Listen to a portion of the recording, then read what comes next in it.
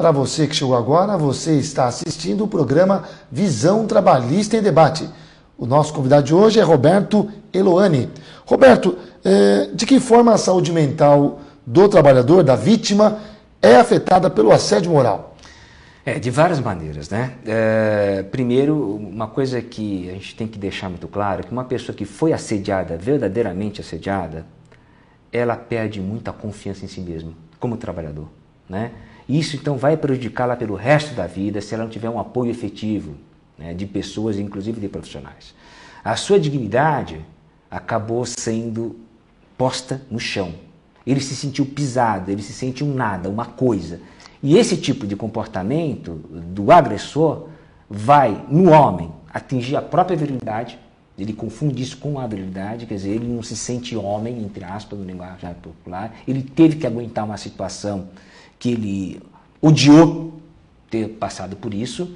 E quando mulher, né, é uma sensação de utilização e uma sensação de vergonha muito grande, porque no caso da mulher, muitas vezes as táticas são táticas que têm piadinhas de ordem sexual, tem trejeitos de ordem sexual, às vezes se confundindo até com assédio sexual. Então, para a mulher também atinge a dignidade, atinge a personalidade e faz com que ela se sinta um nada.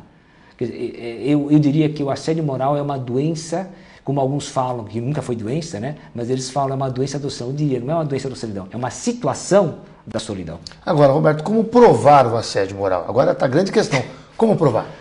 Aí que está. A prova não é simples, mas não quer dizer que seja impossível. O que a gente não pode é simplesmente chegar e falar, ele me assediou e acabou. Porque ele vai falar, não, eu não te assediei.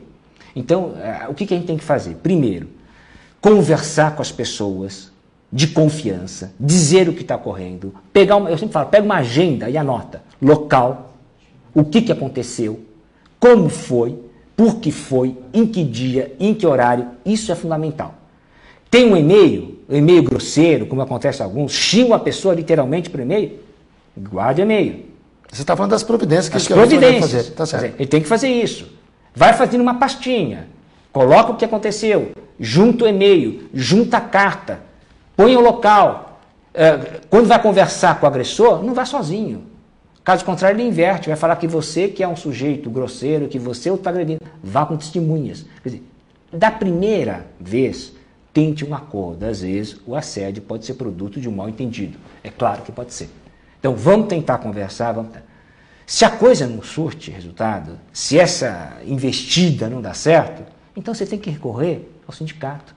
Você tem que recorrer ao RH, se for confiável, da organização, né? Ter por trás um sindicato, uma associação, é fundamental. E se o sindicato não der conta, vá ao Ministério Público. Denuncia a defensoria. Não dá para ficar isolado. Ficar isolado, sem sindicato, sem dar informação ao Ministério Público, à Delegacia Regional do Trabalho, que tem um núcleo, inclusive hoje, especializado nisso, um pessoal muito sério na área de discriminação, e você simplesmente depois chegar, olha, eu fui assediado, é complicado, porque a tua palavra é contra ele. Agora, o assédio está muitas vezes associado pelo lucro da empresa? Olha, a gente vive uma sociedade que às vezes o lucro, né, o desempenho vale muito mais do que o ser humano. Que o ser humano, infelizmente. Esse é um problema que você tocou, Eduardo. Mundo capitalista. Não dá para pôr embaixo do tapete. Tá. Né? A gente vive uma sociedade capitalista que parece que as pessoas só valem alguma coisa quando elas dão lucro. Né? Se elas estão doentes, se elas estão doentes, se elas estão sofrendo, não estão, se elas estão sendo humilhadas, isso não interessa muito. O que interessa é que ela dê lucro. E muitas vezes o assédio vai ser cometido justamente quando o sujeito o quê? Não dá lucro. Essa é a verdade. Tanto é que há alguns grupos preferenciais, digamos assim. Quem é mais demitido hoje em dia? Adoecidos. Ou pessoas prestes a adoecer. Quem é muito assediado? Pessoas que estão ficando doentes ou vão adoecer, não estão aguentando mais. Então você assedia o sujeito para o cara cair fora e depois você pega um quê? Um mais jovem, um mais robusto, com mais saúde para trabalhar e dar mais lucro. Então mostra muito bem a relação do assédio com a forma de organizar o trabalho e com uma lógica capitalista cruel. Agora, quem sofre mais o assédio moral? O homem ou a mulher, na sua visão?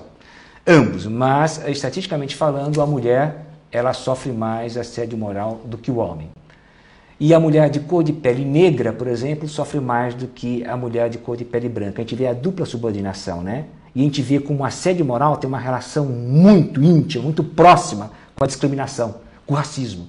Né? Numa organização. Que nosso país claro, continua sendo. Né? Quer dizer, avançamos, continua sendo um país racista. Certo. Você discrimina aquela pessoa porque é mulher e você a discrimina porque é negra. E tanto que ele vai afetar muito também quem? Pessoas portadoras de deficiência, de necessidades especiais. Né? Então você contrata o sujeito, como acontece em algumas empresas, você contrata o sujeito, né, para cumprir a lei das cotas, né? E depois você dá um jeito de torturá-los psicologicamente para pô-los para fora. Pelo amor de Deus, é muita crueldade, né? Assunto muito interessante, pena que nosso tempo está se esgotando. Chegou um e-mail aqui no nosso programa, ela é da capital, Cristiane, não quis dar o sobrenome, Cristina, e ela trabalha numa grande empresa em São Paulo, não quis também citar o nome, e ela, segundo ela foi muito pressionada por esta empresa, que a empresa estava indo mal das pernas, e ela acabou sendo pressionada, surtou, ficou internada, e esse é um grande problema. Alguns convênios médicos, alguns planos de saúde não cobrem a questão do problema mental, né? Da saúde mental do trabalhador. E como vê essa situação, Roberto, na sua experiência, sua larga experiência nesse tema, como a pessoa pode voltar à sociedade, ter a dignidade que ela sempre teve, como o senhor falou, enquanto estava trabalhando era melhor, depois que não serve mais, vai deixando de lado. Põe de lado, né? Então, Eduardo, acho que essa questão que você está trazendo ela é excelente pelo seguinte, veja bem, hoje a questão do nexo causal, né? Que é um termo técnico, mas vamos tentar colocar essa questão. É claro que as pessoas podem adoecer, um surto que a gente chama de surto psicótico, qualquer um pode ter. Isso pode acontecer com qualquer ser humano. Né? Isso não quer dizer que a pessoa não vai ficar boa, não vai retomar, a gente dá uma coisa, não ficar agora achando que é diferente, que é fraquinho, nada disso. Clinicamente dizendo, só para completar, constou que é uma esquizofrenia, ou seja, ela foi pressionada mesmo, tem testemunhos inclusive que falaram. Então, agora, o que acontece? A gente observa em algumas organizações, não sei se é o caso, não quero ser responsável, mas a gente sabe que o número de pessoas que surtam, o número de pessoas que ficam com depressão mesmo, né, tristezinha, quer dizer, depressão mesmo, com transtorno mental, é imenso. Né? Então, há de se perguntar, peraí, será que todas as pessoas que vão para aí já eram doentes? Todas as pessoas que entraram para essa organização já tinham problemas gravíssimos? Isso é falácia. Isso é bobagem, isso é para bobo. Certo. Né? E é o que o Ministério Público tem feito, e muito bem, e muito corretamente. Hoje em dia, o nexo causal não é algo impossível de ser feito, de ser estabelecido. Obviamente, se as pessoas, uma parcela significativa daquelas pessoas, naquele setor, naquela organização, começam a adoecer, a culpa não é delas. Ou não são elas que são pessoas, afinal de contas, predispostas à doença. Em verdade, aquele ambiente é um ambiente insalubre, é um ambiente que adoece as pessoas psiquicamente e ou fisicamente, e, portanto, a organização, e isso é uma questão constitucional, é solidária, que é o termo técnico em direito para se falar que a organização é responsável, sim, pelo que está acontecendo. E só reforçando, denunciando de que forma? Nos sindicatos, no Ministério Público? Não dá para ficar sozinho. Certo. Né? É fundamental que a pessoa procure os sindicatos, até para que ele possa orientá-la na denúncia ao Ministério Público. A denúncia ao Ministério Público ela é sempre coletiva, não é individual. Então, o sindicato é, na minha opinião, a entidade que vai ser fundamental no caso desse, para que ele possa comunicar, a gente chama provocar, né? Quer dizer, ele comunica ao Ministério Público essas questões. Sem dúvida nenhuma, encerrou muito bem a sua explanação. Infelizmente, estamos chegando ao final do nosso programa. Eu quero agradecer aqui muito, gentilmente atendeu o nosso pedido, o nosso convidado Roberto Eloani, psicólogo e professor da Unicamp e também da Fundação Getúlio Vargas, que tratou o tema assédio moral e os reflexos sobre a saúde mental do trabalhador. Roberto, seja sempre bem-vindo aqui ao nosso programa e muito obrigado por atender o nosso convite. E agora deixo para você falar um pouco do seu site, rapidamente. O site, que é da Margarida Barreto, me convidou, estamos trabalhando há 10 anos, né? 1º de maio de 2001 que ele foi fundado, é um site que não tem fins lucrativos algum. Né?